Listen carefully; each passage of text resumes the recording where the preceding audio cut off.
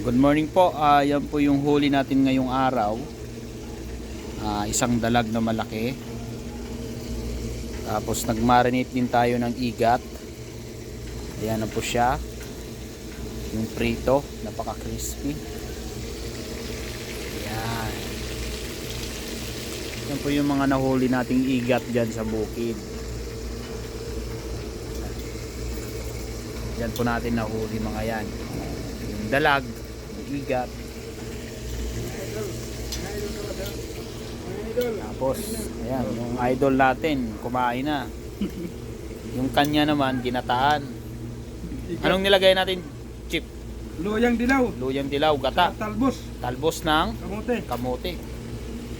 Diba? Kakatubig tayo. Yamang bukid.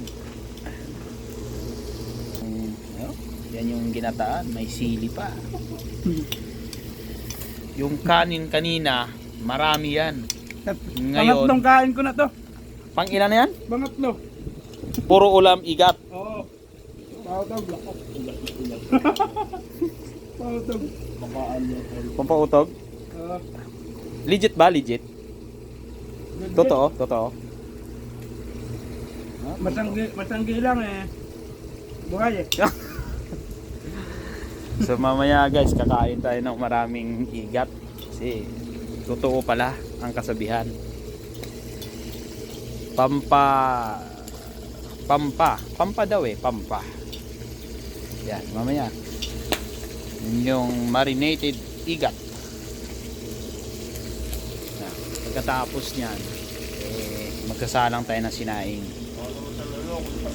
Tapos ito, iihawin to. Prito. So, piprituhin na rin pala itong yung dalag. Yan, binabad muna sa asin. Kumusta, Chip? Solve?